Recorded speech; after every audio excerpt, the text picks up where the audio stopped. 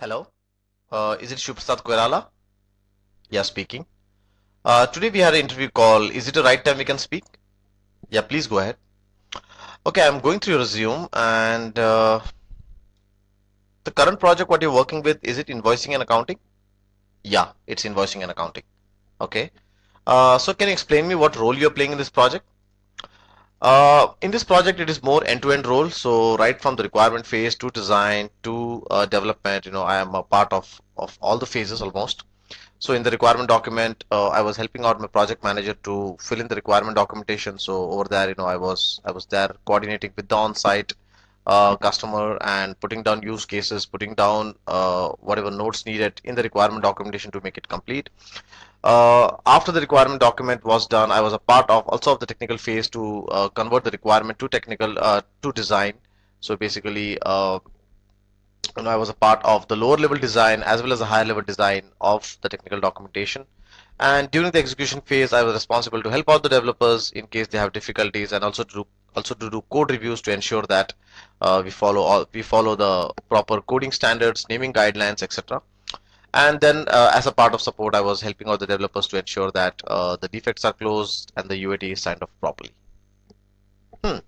So that looks a big role you're playing in this project. Oh yeah. Okay. Uh, and so can you explain me what kind of architecture this project has basically? Uh, it's a normal three-tier architecture with like the UI, the BO, and the DAL. For the DAL component, what did you use? The DAL component was a data application block from the enterprise application block library of Microsoft.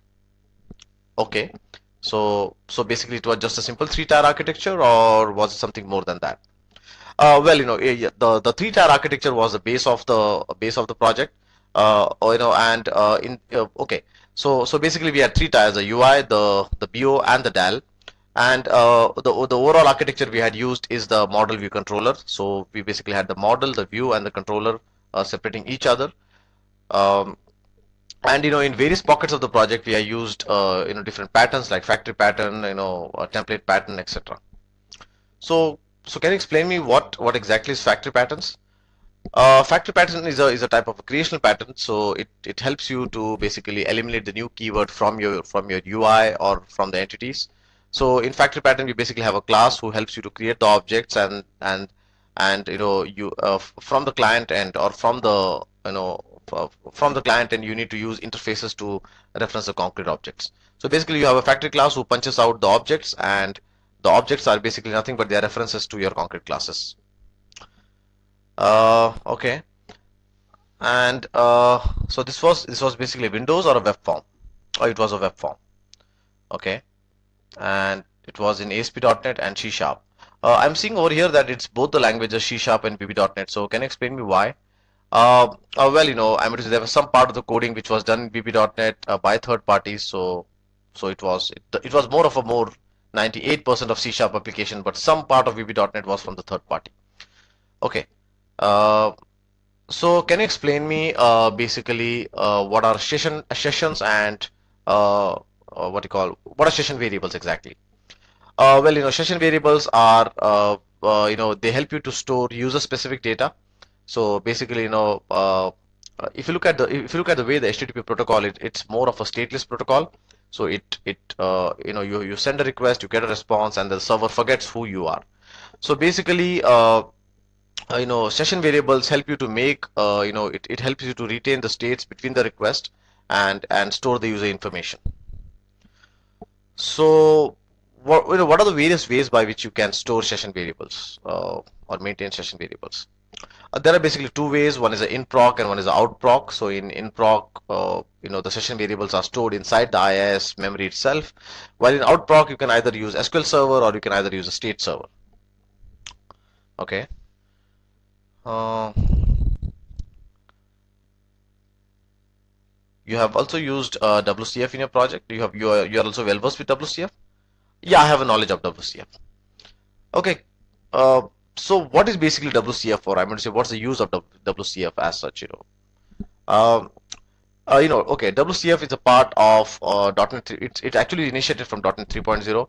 You can think about, a WCF is, is a way to implement SOA. So it's a technology by which you can implement SOA, or I'll rather say that it's the answer given by Microsoft to implement SOA.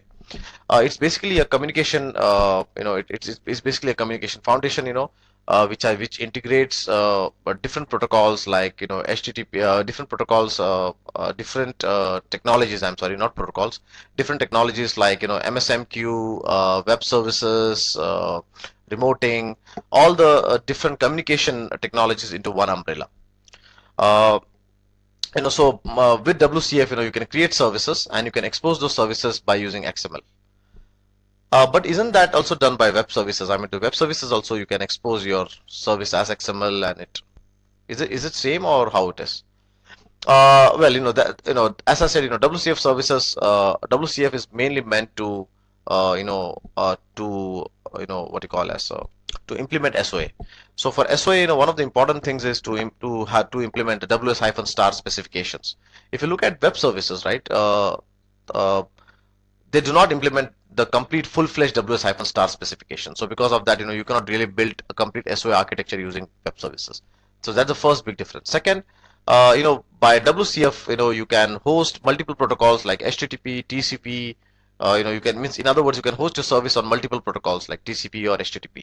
While in WCF services, in web services, you need to only use the IIS and the HTTP protocol. Okay. What are address bindings and contracts in WCF services? Well, address defines, where the service is hosted. So it defines a URL or the URI where we can locate the service. The binding defines, what kind of protocol it is. Is it HTTP? Is it, WS HTTP, basic HTTP? What kind of protocols on which the service will host? And the contract basically defines the necessary data types, the necessary functions which are going to be exposed to the world. So it's more of like what interfaces are going to be used. So A, B, C are nothing but, where, how, and what. Okay. You have also used reporting services in your tools. I can see reporting services. So what are the various ways by which you can consume reporting services, reports in .NET or in ASP.NET? Okay, but there are two ways by which you can consume reporting services in your ASP.NET project. The first one is by using the URL technology. So when we actually publish a report in reporting services, it's been hosted on IIS. So there is it has basically a RDL file, the report definition language file. So it hosts on the report server IIS, and and that IIS, the URL you can directly invoke and get the report. So one is the URL technology you can use, and the other one is, we have a reporting control, a report viewer which is given. You can use the report viewer to basically get the reports. So internally it actually makes a call to a web service. So so basically you can summarizing, there are two ways. One is a URL way, and another one is a web service way. So to implement the web service way, you need to use the report viewer, while the URL way, you can just give the URL from your application, and the report runs. Okay. What's the use of AJAX? AJAX, the main theme or the main purpose for which AJAX was put in ahead was asynchronous processing. That's the first, and second, it was mainly that, it will not post all the data. So if you look at the old way of building website applications, where if you click on a button, and if you want to go to the server, then everything goes back, posts back, the browser refreshes, and there is a synchronous processing. While in AJAX, it only sends those data which have changed or which needs to be sent to the server. So if you have a page with 1,000 controls, and you need to only refresh 1 or 2 controls, right? Then you can use AJAX. So let's say that I have a data grid, and I want to make it AJAX enabled. So how do I do that? You can just wrap it up with the update panel, and I think it should just work like a asynchronous control. Okay. You are also a part of design, right? Yeah, right. Yeah, yes. I've been a part of design documentation. So what's the difference between aggregation and composition? Okay. Okay, aggregation means, the lifetime of both the objects are not same, or, we can talk about one object without talking about the other object. So they are more of a decoupled object, and while in composition, lifetime of both of the objects are same. Okay, let me explain what exactly it means. Let's say that you have what you call a class. Let's say that you have an invoice class, okay, and the invoice class, invoice header class. Rather, let me be specific. Let's say that you have an invoice header class and an invoice detail class. Now, you cannot talk about the header class without the invoice detail class. You cannot talk about the invoice details without the header class. So this is a composition relationship. Now, let's say that the invoice header is using an exception handling class. So I can talk about the exception handling class without the invoice class. So in other words, the invoice class and the exception handling class lifetime are not same, but the invoice header class and the invoice detail class, both of the lifetime are same. Okay.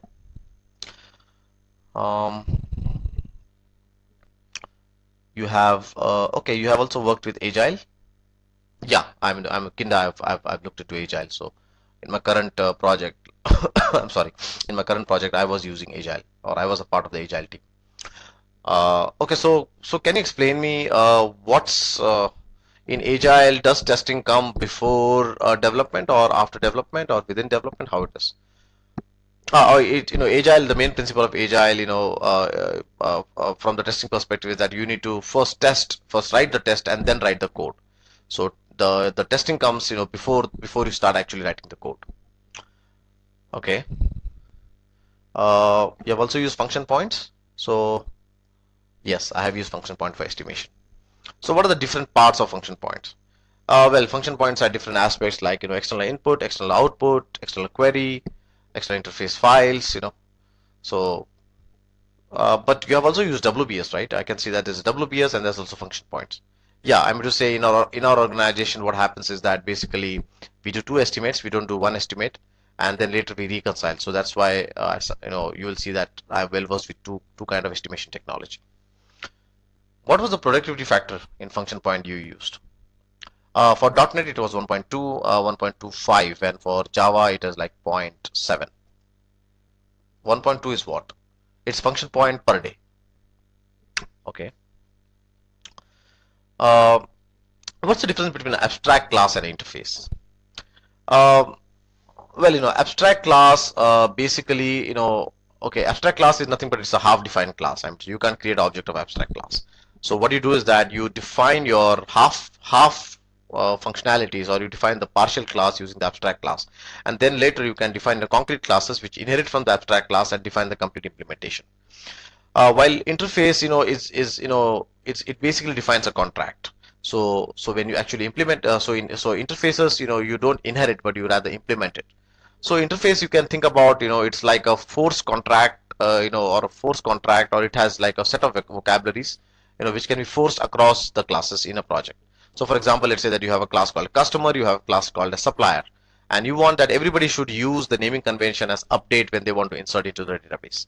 So what you will do is that you will create a interface called as iCRUD, and you will define a method on that called as update, and then later all the CRUD classes will implement this interface, and they will implement they will write the code for the update method. So with that, what happens is, there is a consistency of vocabulary across the project.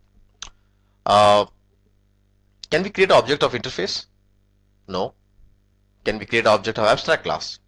As I've already said, that abstract class is a half-made functionality, so you can't. Okay.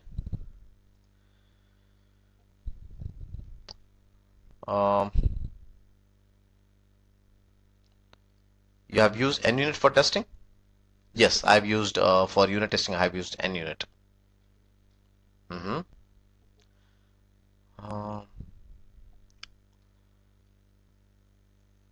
So from now just coming to ADO.NET. In ADO.NET, let's say that I want to implement a more of like I want to implement optimistic locking. So what are the ways you can do that? Well, if you want to implement optimistic locking, one is that you can just use the data adapter in case you are using the data set for update and delete. The other way is, probably in the SQL Server, you can keep a timestamp. And what you do is that when you actually want to edit a record or update a record, you read the timestamp when you actually read the record. and then when you go to update the record, you will just check before updating that is the timestamp equal. If the timestamps are equal, that means that nobody has actually changed the record, and if the timestamps are not equal, then basically you will just throw an error saying that somebody else has updated the record. Now we need to see that what we can do for this. Okay.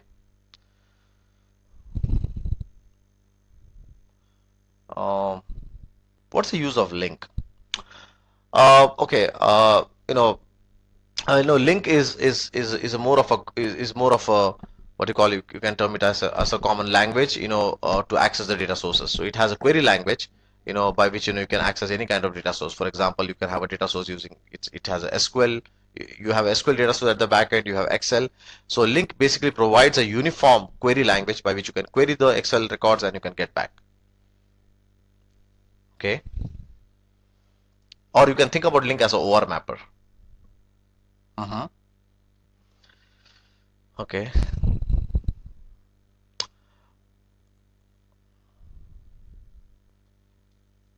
So, and I'm also looking to your CV, and I find that in your current organization you have only worked for 1 year. Yeah. So, any reasons of leaving? Uh, well, in the current organization, I moved toward the night shift, and it's difficult at this moment because I have some personal problems, and I can't really work in night shifts currently. So that's the only reason I'm leaving this company. The company is really good, and I've really learned a lot from this organization.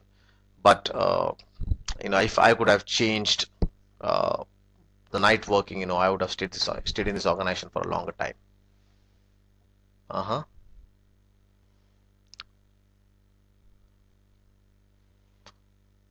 Model view controller. What's the use of model view controller? Well, MVC is a architectural is more of an architectural thing. It basically helps you to separate the model from the view and the view from the controller. So basically, it gives you a model view controller kind of a look. So what happens is that your controller basically first takes in action, and depending on the action, it goes to the model, takes the data, and that data it ties up with a ASPX page or a view. So, by using model view controller, you're separating your model from the view and from the controller. There is also something called as a model view presenter. What basically is it? Okay, model view presenter, in model view presenter, what happens is basically you have some reusable code. You write, some kind of code in UI which can be used again and again. So what you do is that you move your you have a presenter class actually, and all your UI code you actually put it in your presenter class. When I say the UI code, the interaction of the UI. So your UI basically interacts with the presenter, and the presenter interacts with the what you call the model at the backend. So the presenter class is so if you look at the way model view controller is, the first hit comes on the controller, while in model view presenter the first hit comes on the view, and the view actually then passes the data to the presenter, and the presenter fetches the data from the model and passes back to the UI. So basically the presenter is like a bridge in between the model and the view. Okay.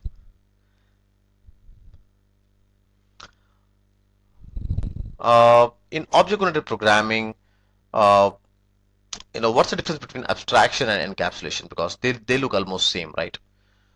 Abstraction is nothing but you are basically exposing the necessary properties of the object, or when you design the object you say that okay, these are the necessary properties and which needs to be exposed to the user. Well, encapsulation is where you actually hide the complexity.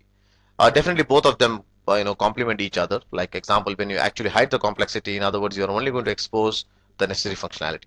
So you can think about abstraction as a concept where we actually visualize or we only try to depict the necessary properties and methods which need to be exposed to the external world, while encapsulation is basically implementing abstraction. So basically by hiding the complexity, you are trying to achieve that goal of abstraction. Okay. What's okay, let's say that you're working on what you call, let's say that some stored procedure of your SQL server have gone slow. So what will be your methodology by which you can really check out the bottlenecks, or zero on the bottlenecks? The first thing what I'll do if I see that okay, my server has gone down tremendously slow, I'll run the SQL Server Profiler, and from the SQL Server Profiler I'll generate a trace file, and that trace file I will give it to my index suggestion wizard, and I will say that, okay, this is my trace file, let me know that if I can create any kind of indexes and improve my performance. Okay, what's the difference between a clustered index and a non-clustered index? Well, the cluster index, it basically points, okay, both of them actually use the B tree fundamental to basically make search, to do search. So definitely your performance is increased by using either, either one of them. Now, when we talk about cluster index, in cluster index, the key actually points to the actual data. So in cluster index, the data is sorted as per the cluster index. While in non-cluster index, the data actually points towards the pointer, and that pointer actually points to the data. So non-cluster index, the logical way it is sorted, the non-cluster index are arranged, it's very much possible that the physical way is completely different. So that's why you can have n number of, or I'll say rather, you can have some 250 plus kind of 256 or 254. I'm not remembering the number currently, but you can have many non-clustered indexes, but you can have only one clustered index on a table. Okay. Let's say that in SQL Server you see that you run the query and you see that your query plan is showing that it's a table scan. So what will you do? Well, if it's a table scan and if there are like huge number of records, what I'll do is that I will just create an index on it so that it becomes an index scan. Because in table scan what happens is it basically scrolls row by row to get the data, while in index scan it actually uses indexes to get the data. Okay. So is table scan good, or I'm going to say, is table scan bad for all situations? No, it's not like that. Table scans, if the number of rows are very small, right? Let's say you have 10 or 20 rows of master table, like let's say a country master which has like probably 30 or 40 records only. So in that cases, definitely table scan are good. But let's say that you have like thousands of records, then definitely you need to ensure that your query plan shows an index scan. What's the advantage of using stored procedures? Stored procedures are pre-compiled, so basically, it increases the performance. What is pre-compiled? I'm going to say, can you explain that? The plan, basically, the plan is pre-compiled. Okay. In your design document, what kind of UML diagram have you used? Okay, I've used class diagrams and class diagram to show the relationships and properties, etc. For some of the complicated cases, we had used sequence diagrams and collaboration diagrams. What's the difference between a sequence and a collaboration diagram? A sequence diagram, it basically shows how the object messages over a lifetime, while in collaboration diagram, it basically shows the messages in terms of sequences. So one which uses, which shows in terms of object lifetime, while the other one, which shows in terms of how the which messages are sent from, in which sequence, So one gives more importance to collaboration, while the other gives more importance to the sequence.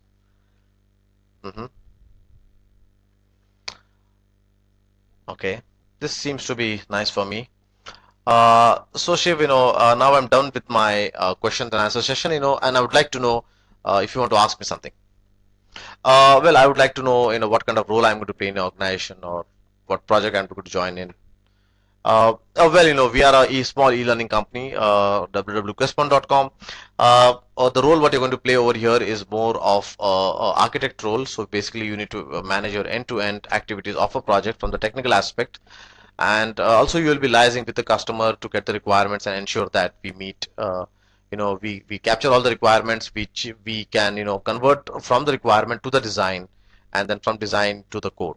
So basically, more of an end-to-end process, which you are currently doing in organization. Okay.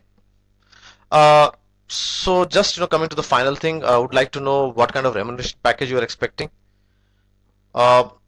Currently in my organization, whatever I'm getting, currently the current organization, whatever I'm getting, my range, I think, can be about 15 to 20% of a hike, or probably 20 to 25% of hike.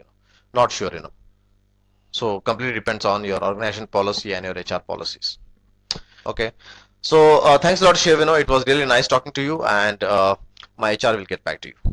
Thank you very much, and I'll be waiting for you.